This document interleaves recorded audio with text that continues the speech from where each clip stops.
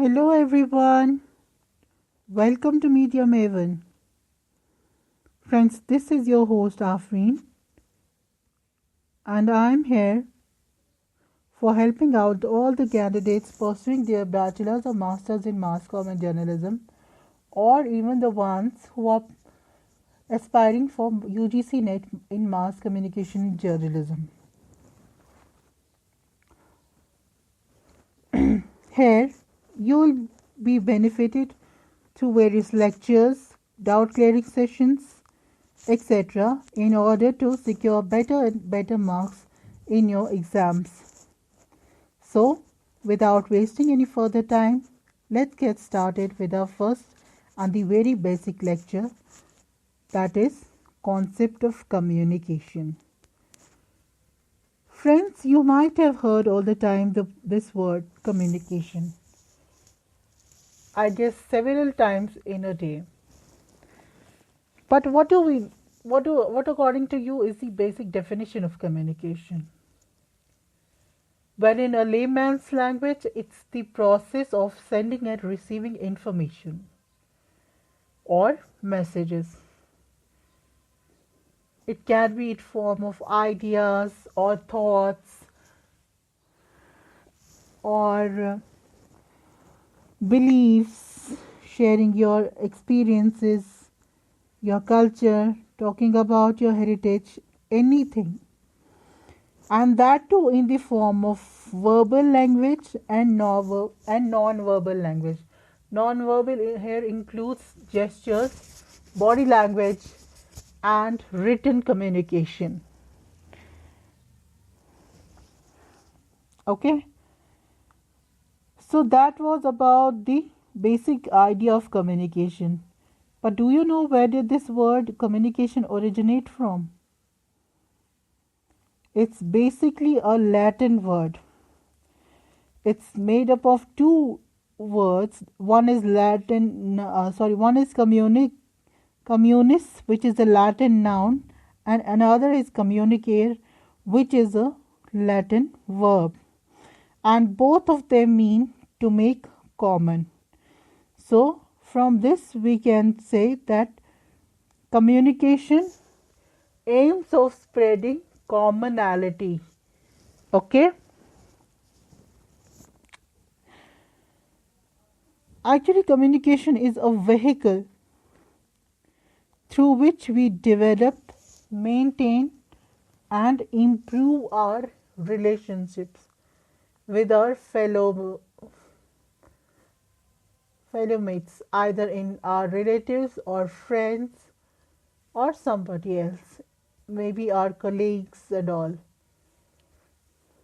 For instance, it's your first day in your office. You have newly joined an office.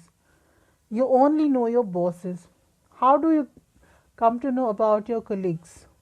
Obviously through interacting with them or through communicating with them. Okay? So it's up to you, where if you talk to them nicely, if you communicate with them nicely, then you will build up good or positive human relations with them, with your colleagues.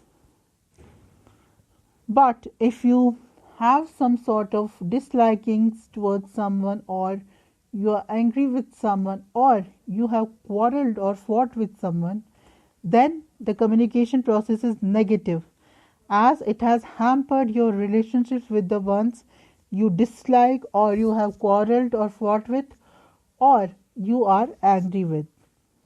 Okay?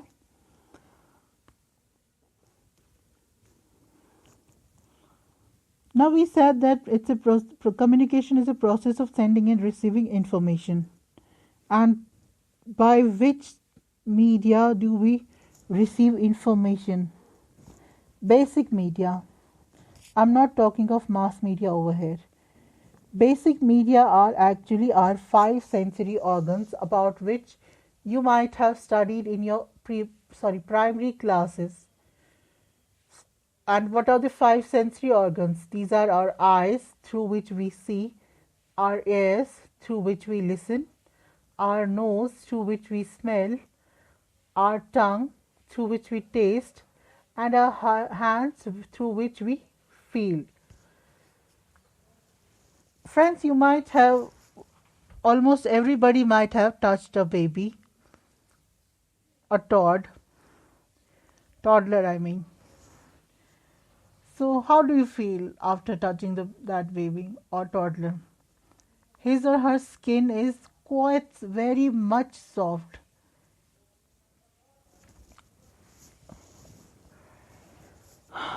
Or you are talking to somebody, for example, I am delivering a lecture over here, and you are listening to it through your ears. Okay? Same is the case with other three sensory organs. One most important, I mean the mandatory point of this topic is that for effective communication, the receiver should perceive this message in the same manner as the sender wants to convey. Okay? There shouldn't be any sort of misunderstandings or something like that which would hamper the communication process. As we have got so many words in English language which are of same pronunciation but their spellings are different, or the words with same spellings but they are pronounced differently.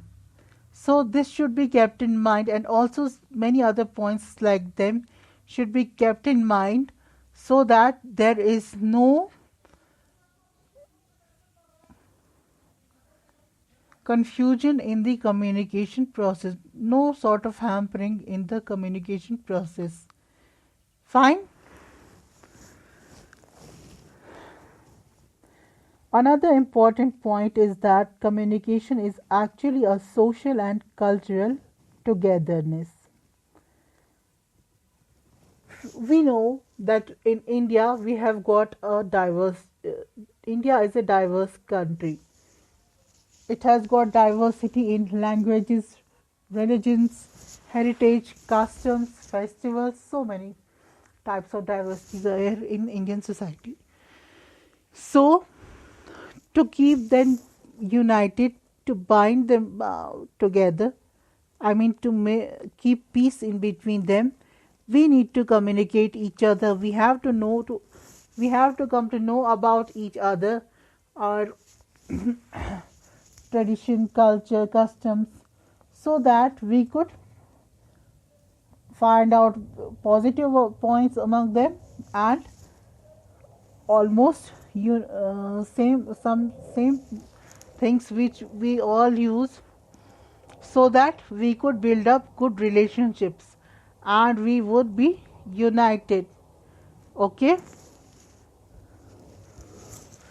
So friends, this was about today's lecture. I hope you enjoyed this lecture. In case of any doubt, do comment me in the comment section. And if you like the lecture, then hit the like button and also subscribe the channel for more interesting and informative videos. This was all for today. Thank you very much. Bye.